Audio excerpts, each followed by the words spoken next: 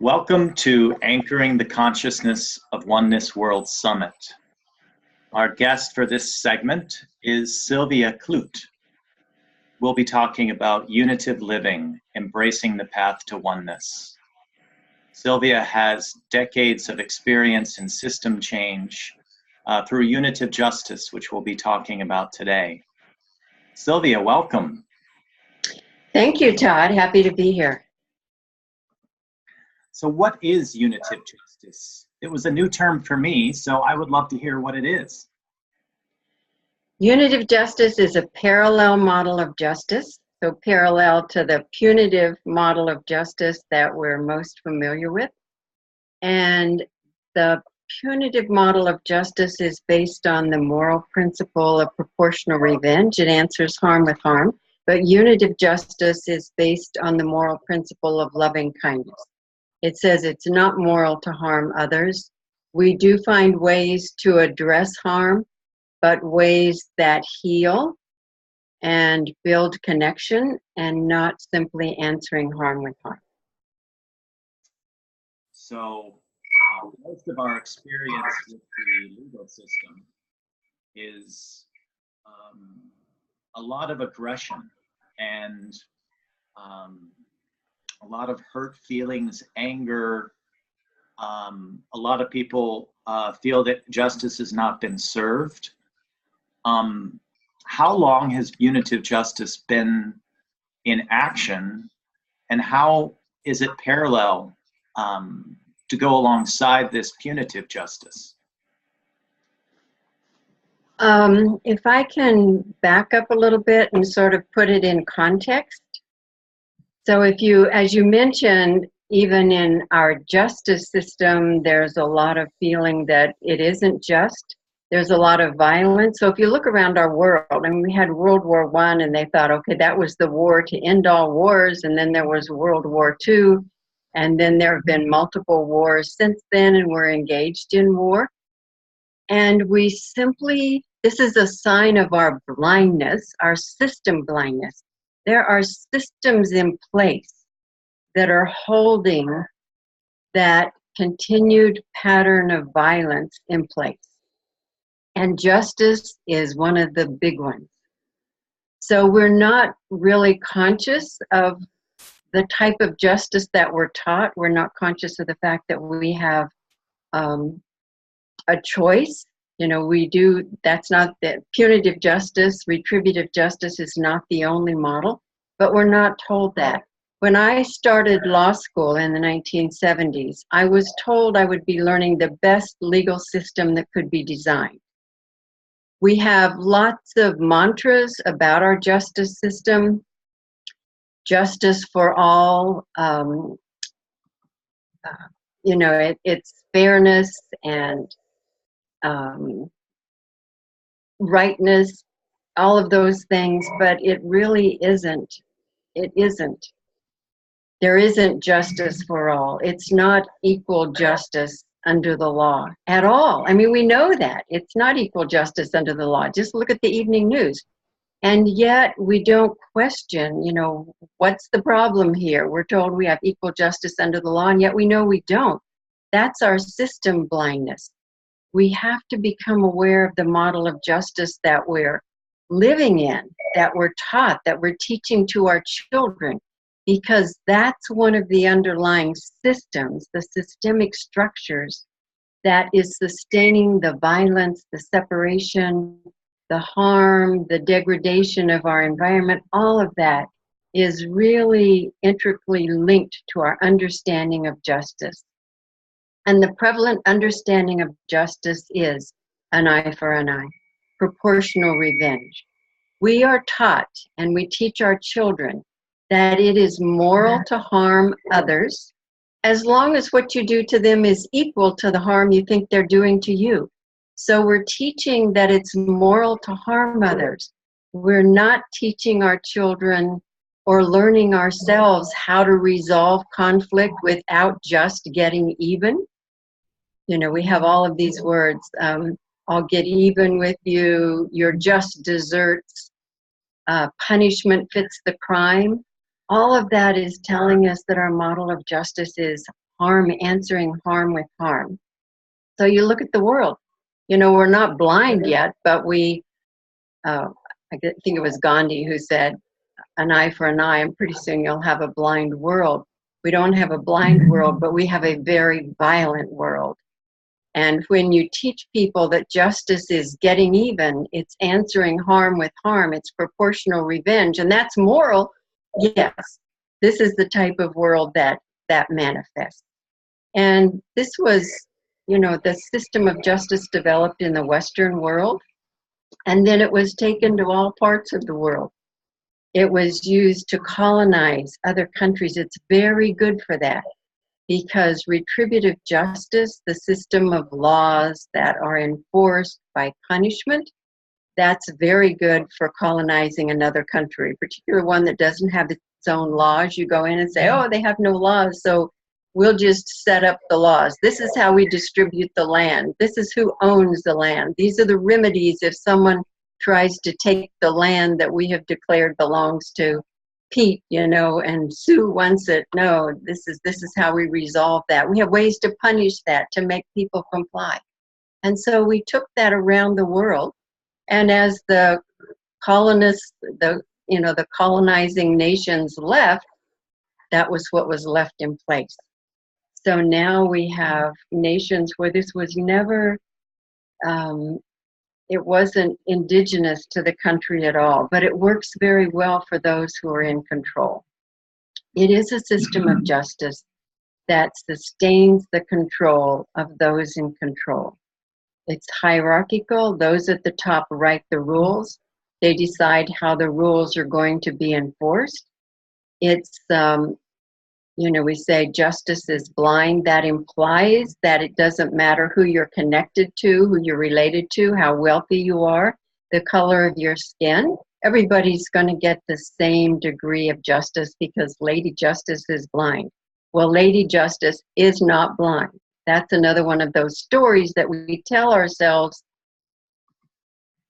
that keeps us blind. We're the blind ones. We're not seeing what's happening here and how this system has us trapped in a model of justice that really is dysfunctional. So unitive justice, it's not top down. I approach unitive justice by looking at 13 particular structures that hold the punitive model of justice together. For example, a punitive system of justice has to have rules. It has to have a hierarchy because it's the people at the top of the hierarchy who write the rules and who enforce the rules. Hierarchy comes with entitlement, privilege, and a sense of superiority. So they get to decide, who's punished, who's not punished, what the degree of punishment is equal to the crime, all of those things. And so it's really aimed at compliance. The punitive system wants compliance from those who are being controlled, and the one way it has to do that is punishment. So punishment is the one tool in the toolbox, and we should ask why. Why is that? Because the retributive system has destroyed the connection among people. The hierarchy, that destroys connection. The sense of entitlement and privilege that comes with that hierarchy, that destroys connection. So there's no connectedness to hold the community together, so it's done by force. So a unitive model of justice is not hierarchical, it's grassroots. So we can, in our own community, we can begin with our own family, we can begin with the local school, we can begin with our own church to create a system of unitive justice by changing those structures. So rather than rules, we strengthen values. So values are not top down. Values come out of the community. Values are taught they're modeled within the community. They're maintained by the community. If the values are violated, the community comes together to ask why. How have we failed to live into our values? Instead of hierarchy, it has equality, but not the material equality that we often think of. It's not my house is as big as yours or my car is as fancy as yours. It's equality of our human dignity, worth, the respect that we are due, our inclusion. So this equality is inclusion without exception. And where do we learn about equality with that inclusion without exception in our culture? In the Golden Rule. It says, do unto others as you would have them do unto you. And there aren't any exceptions that are allowed. Now, of course, when we apply it, when we use it in that retributive system, we say, well, I'll do unto those who I like. I'll do unto those who look like me, how I would want done. But those who are outside of, my group, oh, they have to have justice. They have to be punished. They have to be incarcerated. They just can't learn their lesson unless we do that to them.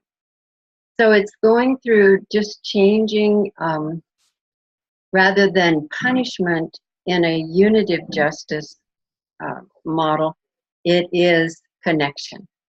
Connection becomes the force that holds the community together, that makes it safe for people to be together. It's the connectedness. It's recognizing our shared humanity. So we do a circle process that embodies the unitive structures.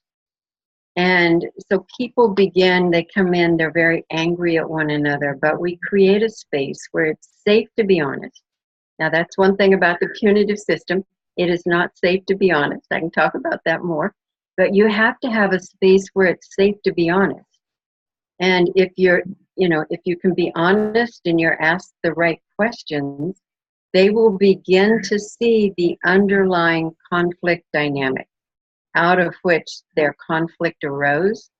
And as they begin to see that, they begin to recognize their shared humanity.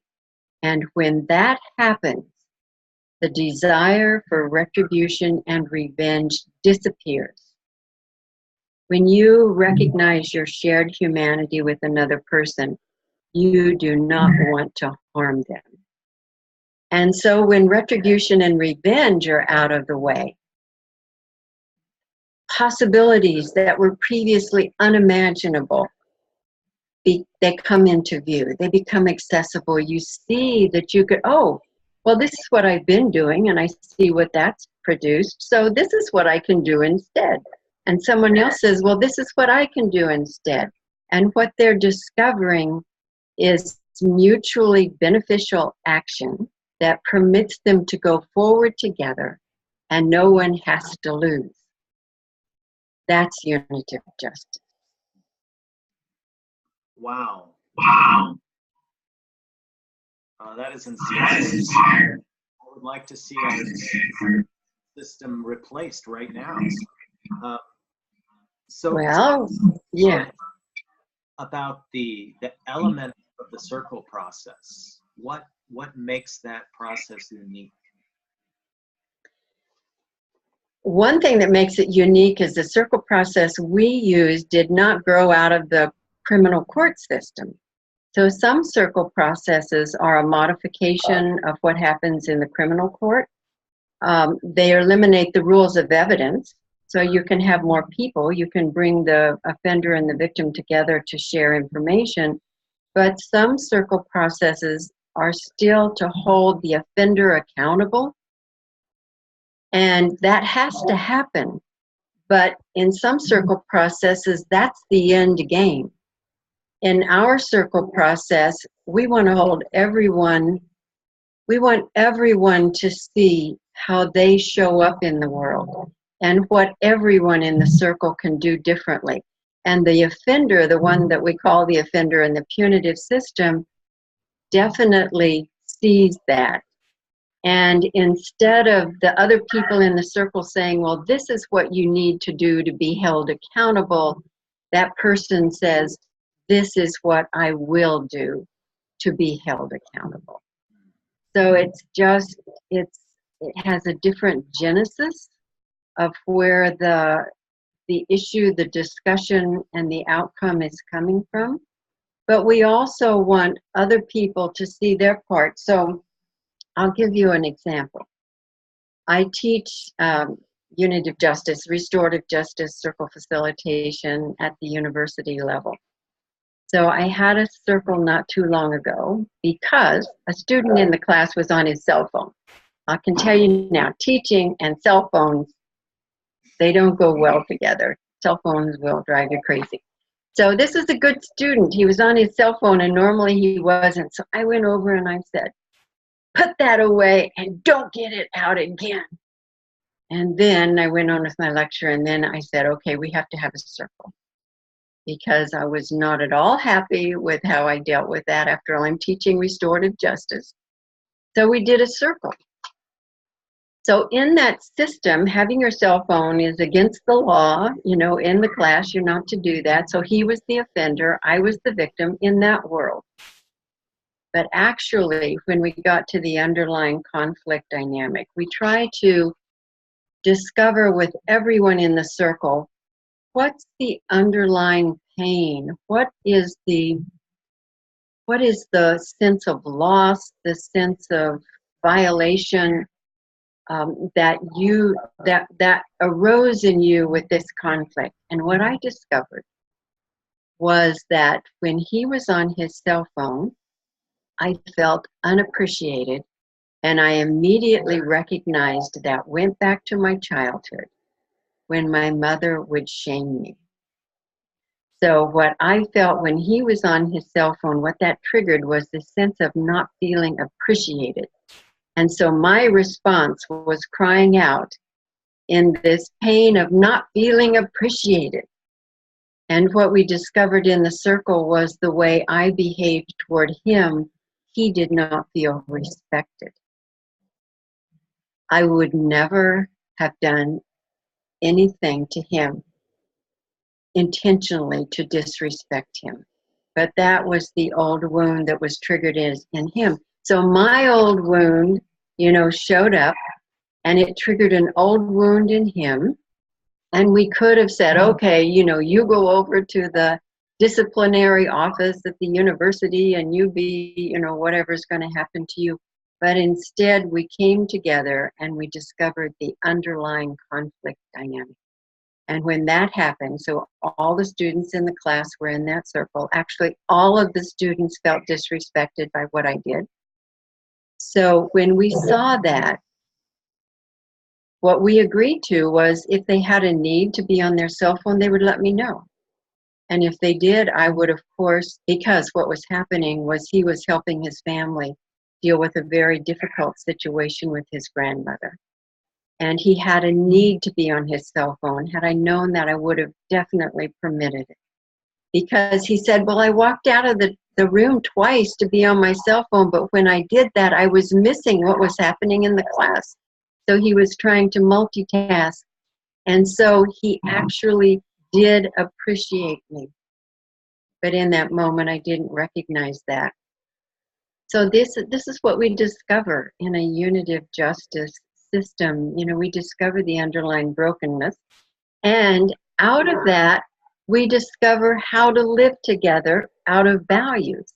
And so what we did, it wasn't me making a new rule, tell me if you do this. It was actually the students who said, when they recognized this, when they recognized what was coming up for them and for me, they suggested, well, we'll just tell you if we have some reason. And I said, well, if you tell me, I will definitely accommodate that. I would not ever have done this had I known.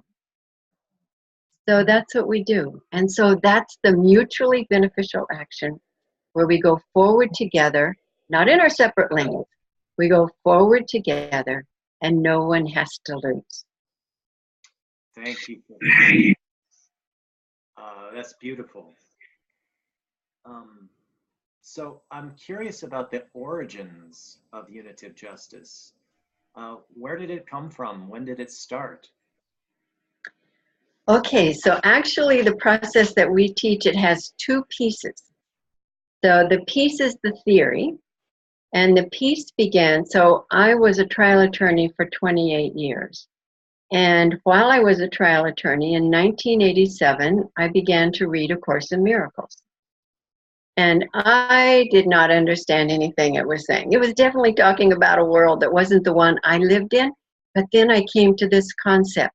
There are two models of justice, vengeance and love. And I said, whoa, I understand that. I know what justice is, vengeance is. That's what I do for my profession. I had no idea what justice's love was, but I was going to find out. So that's been a mission for 31 years now. Yeah, 31 years. I've been working on what justice's love is. So what happened was, one thing, I continued to read A Course in Miracles, but I said, okay, I'm looking wherever I can find clues.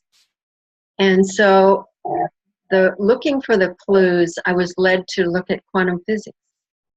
I just felt, I think there may be something happening in science that's more about our connectedness. So I looked at quantum physics, and indeed, quantum physics is telling us that we look separate, at the gross level, what we're looking at here, but underneath that, we live in a field of energy, and separation really doesn't exist.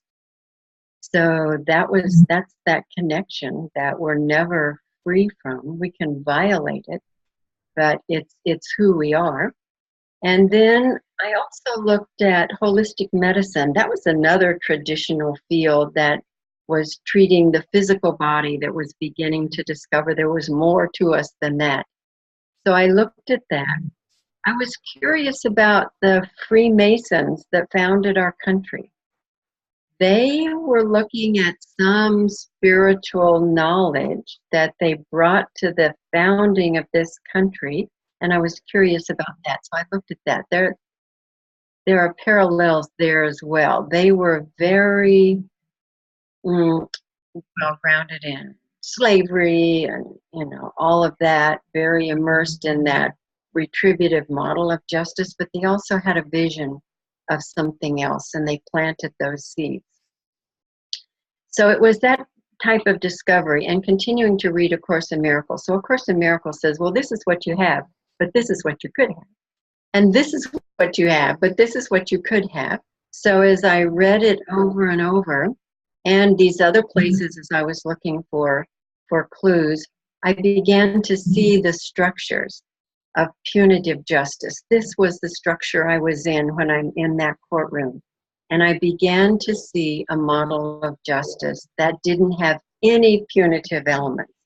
So that was where the 13 arcs from punitive justice to unitive justice came from. Of course, well, there's rules. That's what we're enforcing in the criminal court system. And we need values. Hierarchy. Walk into a courtroom, the hierarchy, screams out at you. The judge is at a higher level from everyone else. The judge is in control. The judge's decision is final. And that equality that I was discovering all over when I was looking for clues for unitive justice. And from compliance to this mutually beneficial action, from punishment to connection as the way we provide safety and harmony in our communities. So self-interest, the punitive system, it benefits self-interest. It comes out of the dualistic mindset of us versus them, of scarcity, of I've got to define, what's mine. I need systems that permit me to enforce what's mine by punishing someone who violates that. And instead, community. So rather than self-interest, we want to benefit the community. So it's seeing these structures and seeing we can actually find ways to go from one to the other. So that's how the theory arose. I was looking, I could not imagine how would you actually implement this. So I was on the search for where do you find this? I looked at some of the restorative justice models, the early models that were coming out of the criminal courts. I looked at them and I said, well, this isn't it. I knew it was not, they were not reflecting. They were definitely a big improvement, and they had some of the elements of justice as love that I was looking for, but not all of them, until I went to a training that Dominic Barter gave. Dominic Barter lives in Rio de Janeiro, and he had no affiliation with the criminal courts, no court background. And he just discovered a way to bring people together to talk about their conflicts and to resolve them. When I walked into his training, I knew that what he was describing was this structure that I was seeing that I call justice as love or unitive justice. There were no punitive elements. It was non-hierarchical, totally based on values. It depends upon building connection, and you're looking for mutually beneficial action. So as I learned and worked with his model of the circle process, I was actually able to develop the theory farther because I was experiencing that theory in this amazing circle process. So I give enormous credit to Dominic Barter for giving the world this model of restorative justice. It's called Restorative Circles. His website is restorativecircles.org. And then the unitive justice theory was just plodding along, trying one thing, finding the right language, what should be paired up, what would be the punitive structure, what would be the unitive structure. It's gone through a lot of iterations, but I think now it's good. The website is unitivejustice.com. There's a lot of information there about it. We have a nonprofit in Richmond called the Alliance for Unitive Justice, and we do trainings and various things, provide services. Talk to me about the skills that are needed and how the facilitator in this circle process plays a role without being at the top of the hierarchy. Yes, so we can have hierarchy, and that comes with entitlement, privilege, this sense of superiority. Or we can have roles, and roles can be differentiated, but every role, including President of the United States, can come without entitlement, privilege, and a sense of superiority. And Abraham Lincoln proved that. He filled the role of president with great humility. And so that's the distinction. Yes, we're going to have different roles, but we don't have to see the role with entitlement, privilege, and superiority and all of that. So yes, we definitely need to have different roles, and we will. And some roles, are central to the whole thing working. And in a circle process, a well-trained, skilled facilitator is a role that absolutely has to be there until they begin to recognize their shared humanity, and then they can take over and pretty much continue with little guidance. But we have one rule in a circle process that absolutely has to be there, and that is that we use reflective listening. Because in our culture, we talk at people. They're not listening to us, they're rewinding, thinking what they're going to shoot back at us.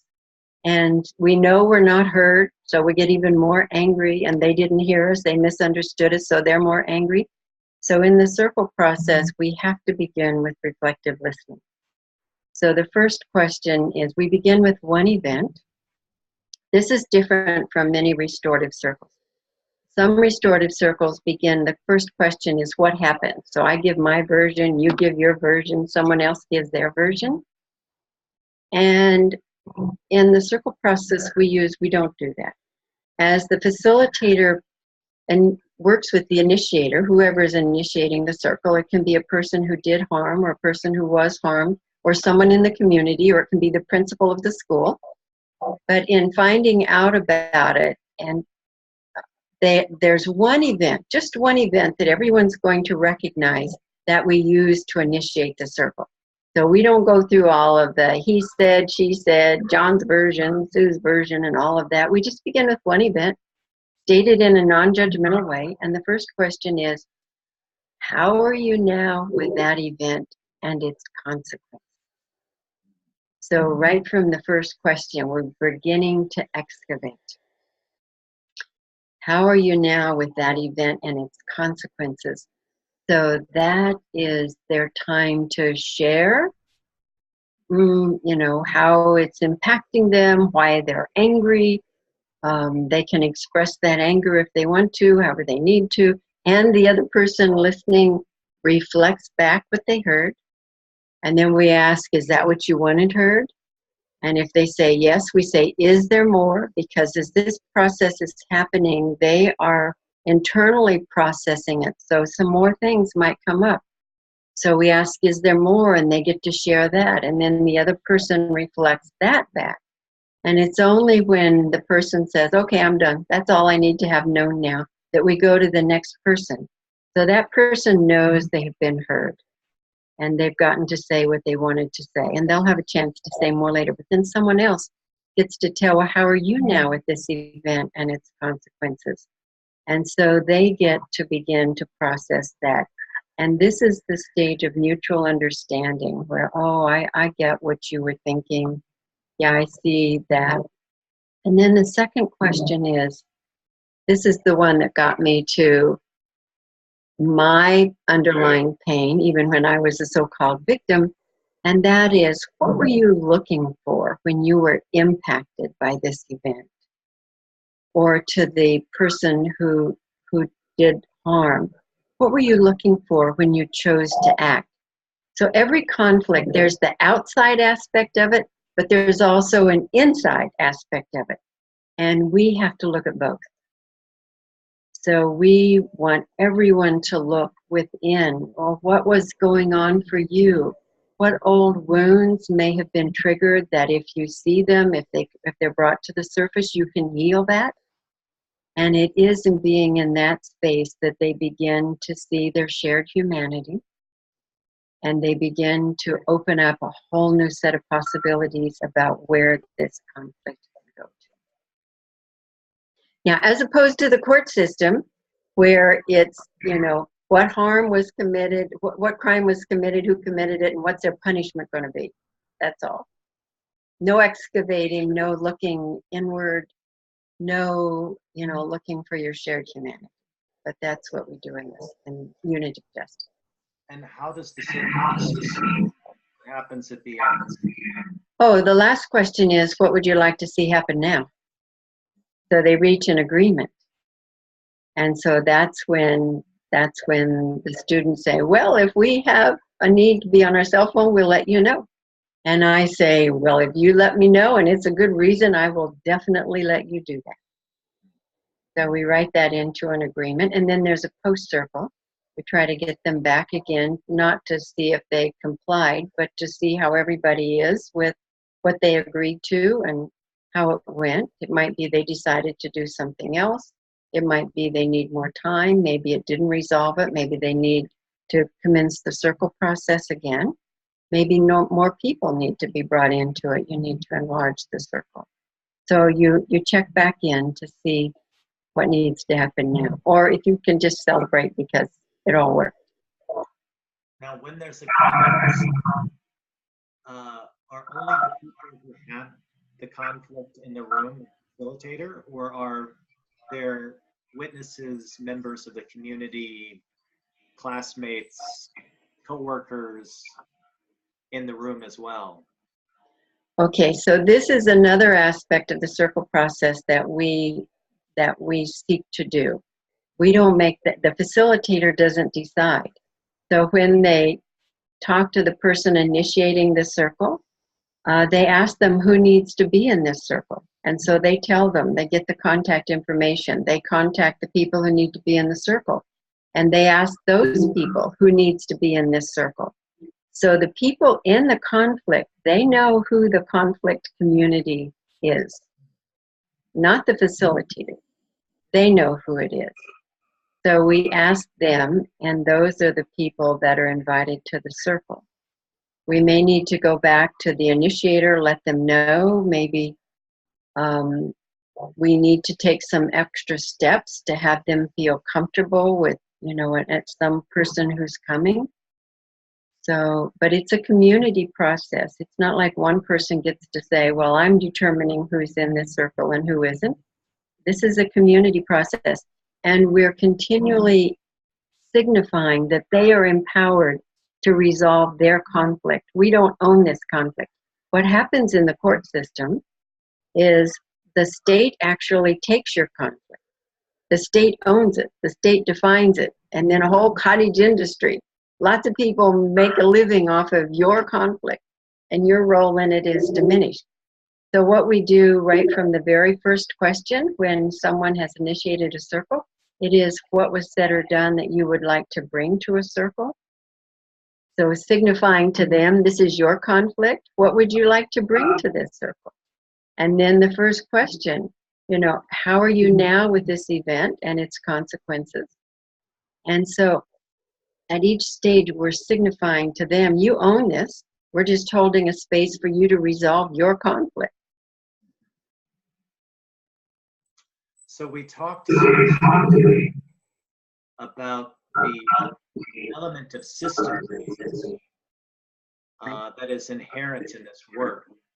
Can you talk about how this is a systemic effort and not just a parallel justice system, potential justice system, but it's system change? It is system change. And that's major. You know, we're stuck in a system, we don't even see the system that we're in. And even if we did see it, until there's some viable alternative, we can't do anything about it. It's all that we have anyway. So beginning to work with this, just to have a circle process and to experience that justice could be very different, that's life-changing. And the questions are simple, so people will leave the circle. So I'm training college students to do this. And it's not unusual that one will come in and say, last night my mom was really mad at me, so I said, Mom, what do you want me to know about this? And then they say, and we had this great conversation.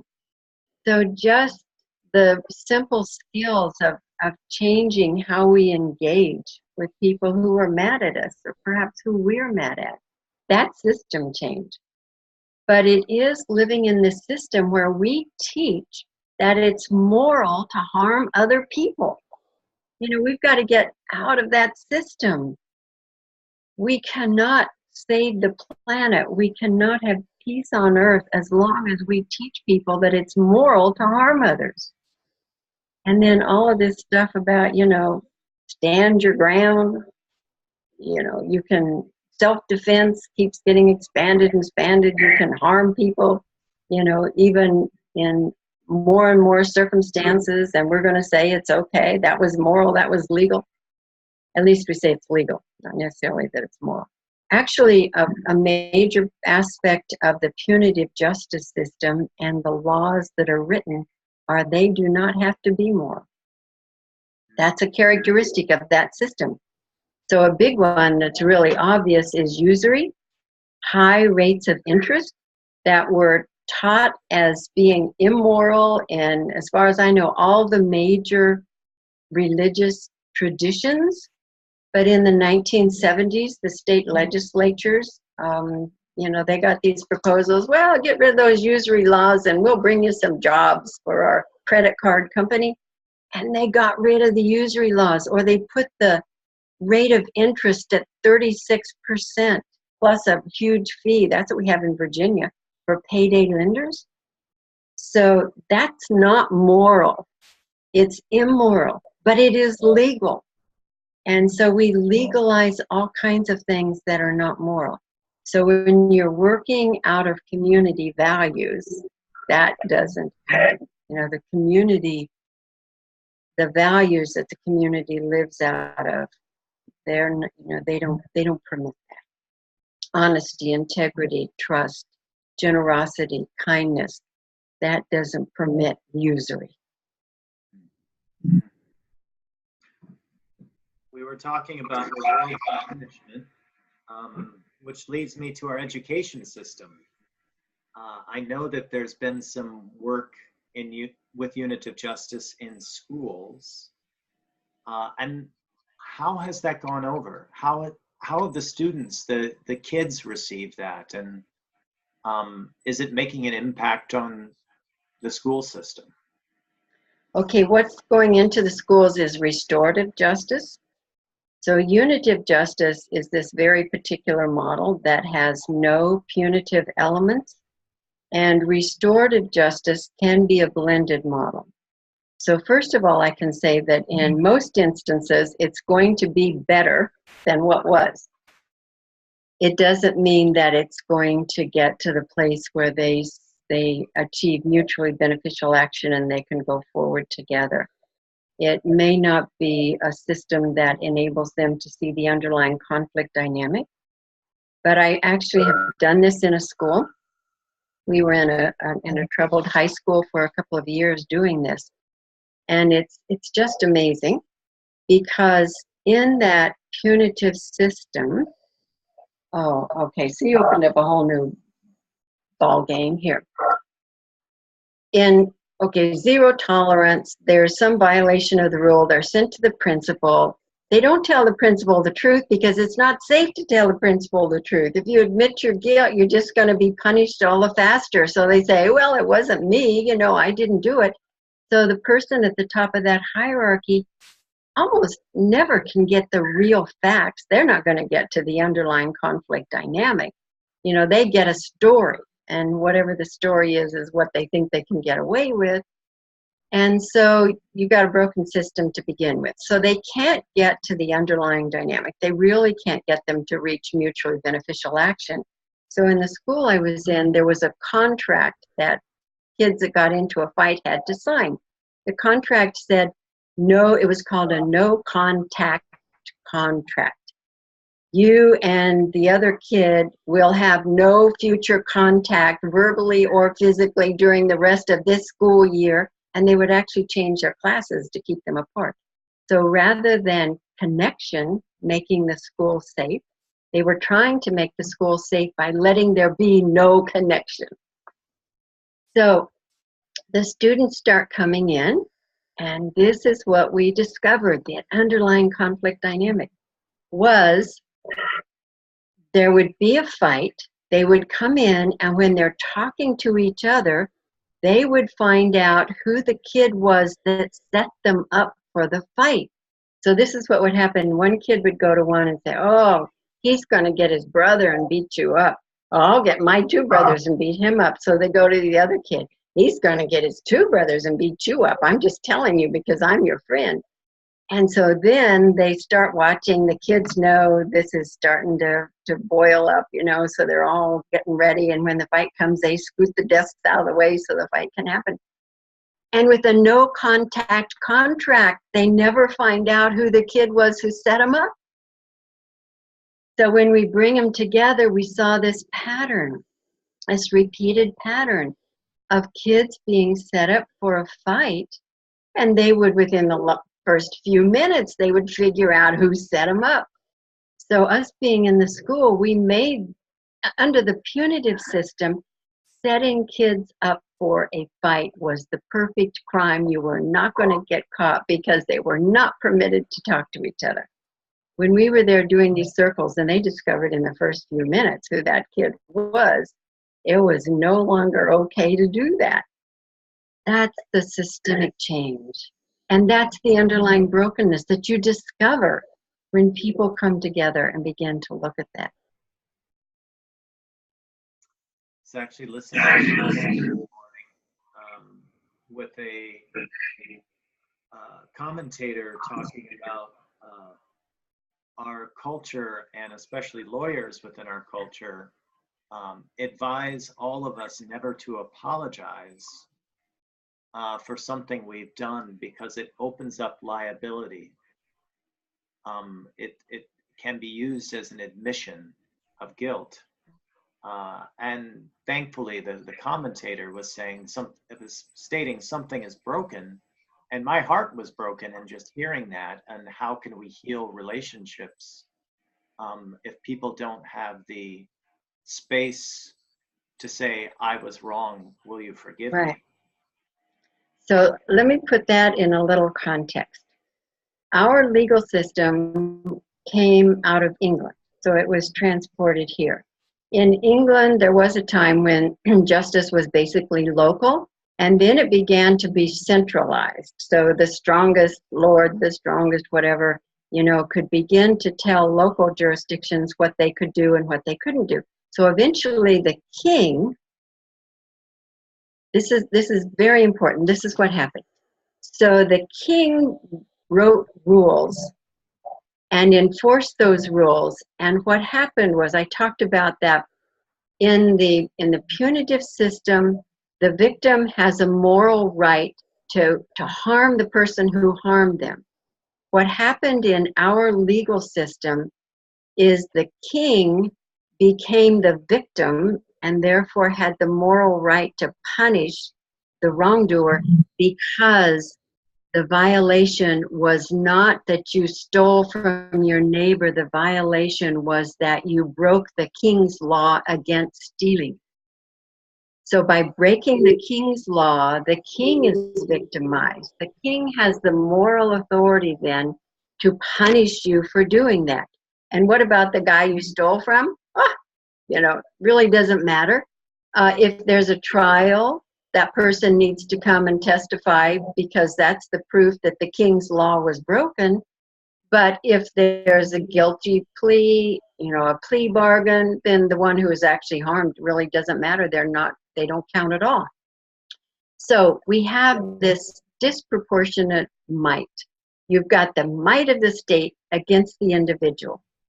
And when this country was being formed, and that was being transferred from the king to the state, you know, to the executive, legislative, and judicial branches of our government, there was a big problem. Whoa, you know, that's a lot of control we're giving them.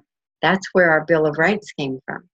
The Bill of Rights is, oh, we're going to give all this authority to the centralized government, but we need some protections for the people. So they have a right to a trial by a jury, you know, a right to counsel, a right to against self-incrimination. So you have a right against self-incrimination because you've got the might of the state pitted against, you know, Joe Doe. And so what do? When you go into a court of law, truth is not as important as making it look like it's all fair. So the state has to carry the burden of proof. And for the state to carry the burden of proof, even guilty offenders get to say they're not guilty. So truth isn't all that important there. It's really making it, you know, look like trying to make this very imbalanced playing field look more balanced. And so what happens when someone apologizes is they're admitting their guilt. So yes, attorneys tell them, well, don't admit your guilt, because that just speeds up your punishment. But that's because we have this crazy system. I mean, who would ever think that's a good system of justice? That's the system of justice we have. I love what you said earlier, inclusion without exception. Because we know in our current official justice system that it is very much a pay to play. How good of a lawyer can you afford has a direct correlation with the outcome in the court. But the inclusion without exception, as long as we have people who are equipped with these tools, then anyone can participate. They don't need to hold power in order to be in a circle. That's right. That's right. So the facilitator is just a facilitator, but so in the high school, for example, that we were in, every student in that high school could initiate a circle. Every teacher could initiate a circle. That's part of empowering them to take responsibility for their conflicts. So yes, and they would come, students would come to our office and say, you know, I'm about to have a fight with this kid. Can we just do a circle? So yes, that's inclusion without exception. There was nobody in that school that was not empowered to initiate a circle. What about enforcement? How can unitive justice be utilized between couples, kids? So there are people who do this in their family. They have circles and they sort of follow these, these guidelines. So people who are skilled at facilitating outside of their family, they can also do it in their family. In our organization, I mentioned the Alliance for Unitive Justice. We use this circle process when we have a conflict, and we do that every now and then. So, yeah, so you just make it a part of your life. You make it a part of your system. Are there mediators who are learning to be facilitators as well? Are there peers? Mediators. Oh, so mediation is a little different process. Mediation is sort of a substitute for the judge.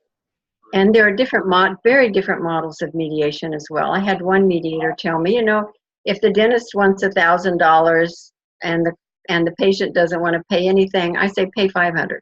Cut it in half. Everybody's unhappy. I did a good job. Okay, so that's not what this is. So mediators could definitely be trained in this. They need to give up those skills to do this. As I mentioned, I'm doing this training at the university level. I did train some of the seniors in the high school where I was. And so, a person who's mature can do this. We do trainings where we train people to do this. And Dominic Barter does this circle training all over the world. You catch where he is sometime. What do you find are the elements that need to be present in order for there to be that safety to be honest? That is such a core part of the circle process. Okay, the circle process is voluntary. But the key is there's a pre-circle that the facilitator does with everyone to prepare them to come to the circle. And in that pre-circle, the facilitator has to earn the trust of the people who are coming to the circle. And so by the time they get to the circle, they need to feel that this facilitator has their back, whether they're the offender, whether they're the victim. We don't use that language, but that's the common language, or whether they're a community member. And one way that happens is the facilitator helps the individual discover that underlying pain, that trigger that happened in them when this event occurred or when they chose to act. And if the facilitator is really present with that and present when they get in touch with that pain and let them know that they understand that, that's huge in doing it. I'll give you an example. A circle where a woman, it was a practice circle, but in our practice circles, we begin with one real event. Someone comes to the circle with a real event, a conflict that hasn't been resolved. So hers was that 10 years ago, she signed a contract for a friend to get a cell phone because the friend's credit was not good. But the friend agreed they would pay all the bills, and this person would just sign the contract so they could get it. So the friend never did pay the bills. And so she got stuck for about $200, and it was a very painful experience, and she's still hanging on to it. So she said, her friends say, well, why are you bothering with it? It's 10 years ago, it was only $200, get on with it. Well, this is why. Because what happened was she was a person committed to showing up in the world as a supported, loving person. And that's what she was doing. And the lesson she took from this was it was not safe for her to show up in the world the way she wanted to. It wasn't the $200. It was that violation of this core definition of who she was. So when that connection was made, so then when she goes to the circle, she knows this facilitator isn't thinking, why am I bothering? This isn't worth my time. She knows that facilitator knows why this is important to her. But the other person also knows that the facilitator understands why this is important to them.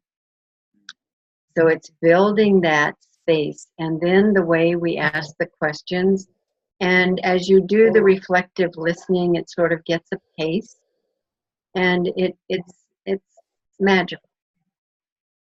There comes this moment in time when it works well, not always, but often, where you see that they see this new information, and this giving and receiving is exchanged. That's when I feel like I am in the presence of a miracle.